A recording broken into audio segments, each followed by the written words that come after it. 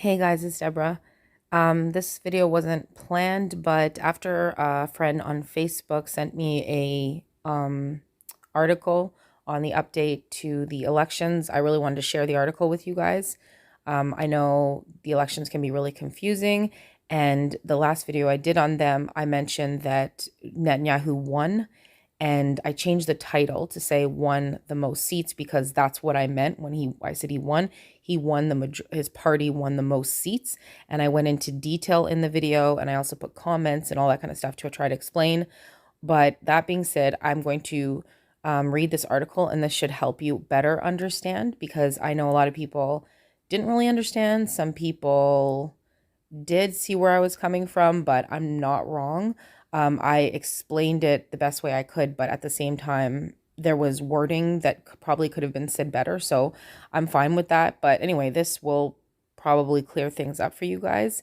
And for myself too, the article really did help. But I did pray on my last video and I thought, well, I'll take it down if it's not worded correctly or whatever. But after praying on it, I felt very strongly not to take it down. So and I definitely don't see why I would anyway. But regardless, what I said was still okay. He won the most amount of seats, and I will explain how this all still connects with the Enoch prophecies, the Kisma, Kaduri, Shoshani, and that everything still stands, and just to update you on where we're at with all of that.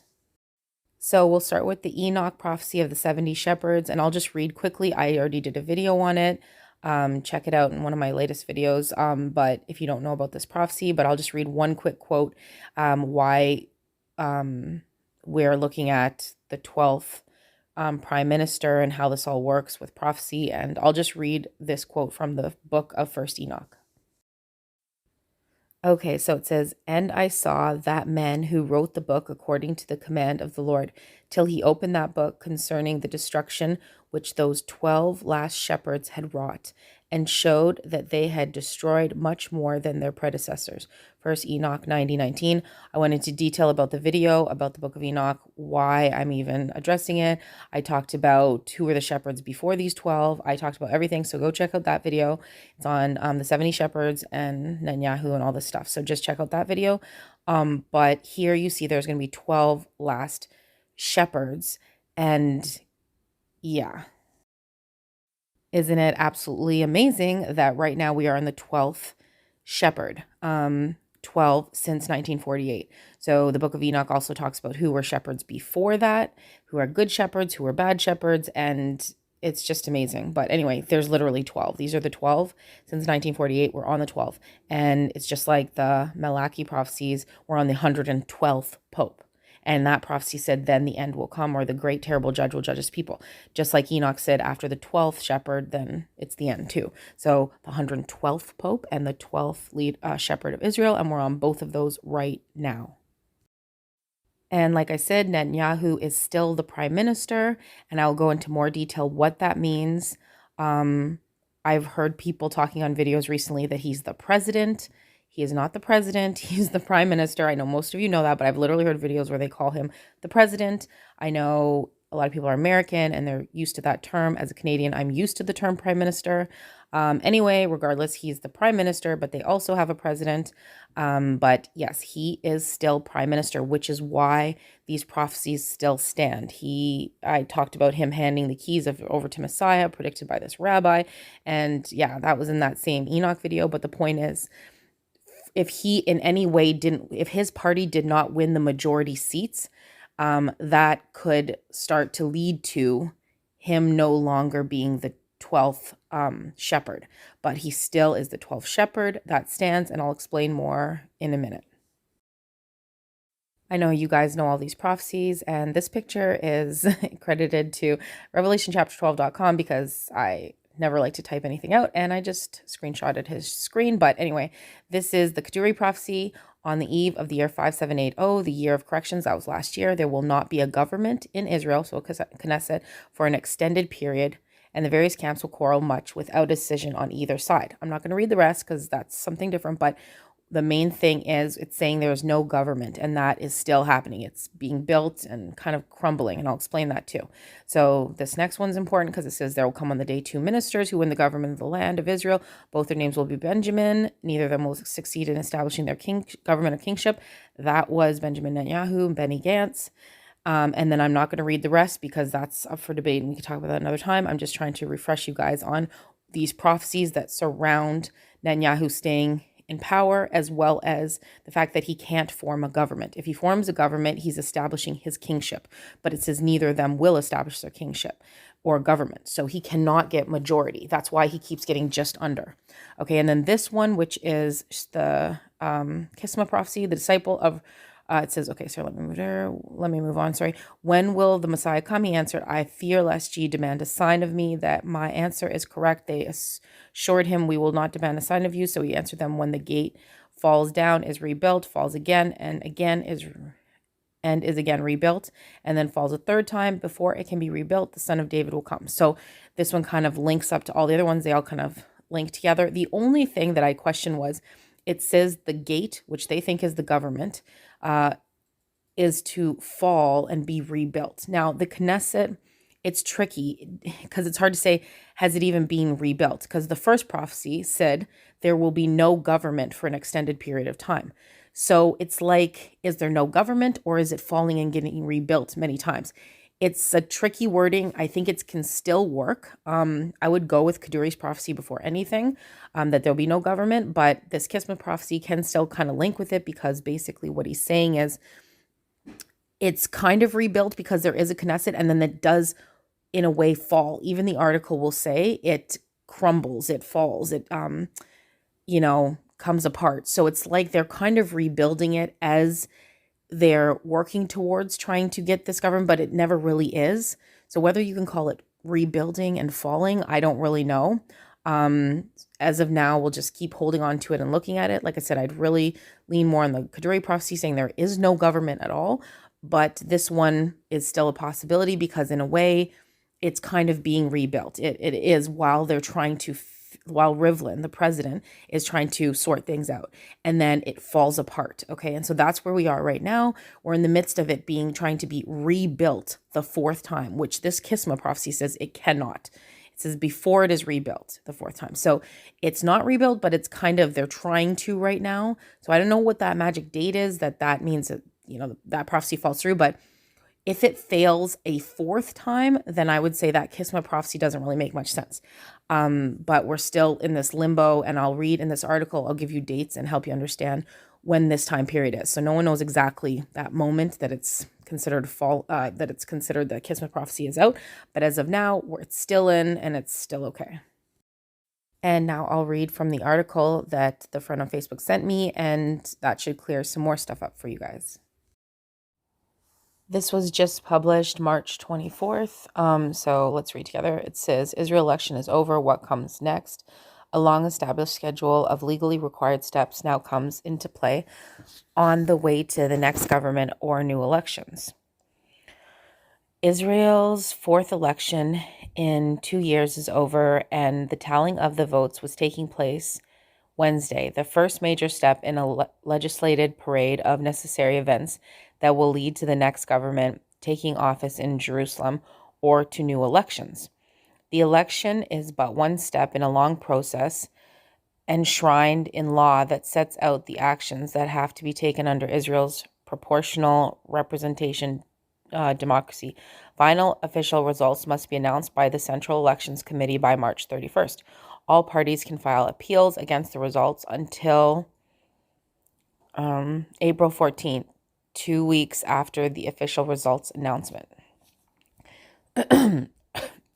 Within a week of publications of the results, President Rivlin must meet delegations from each of the parties that won seats in the Knesset. They will give him their recommendations as to whom they consider the most likely person to form a government.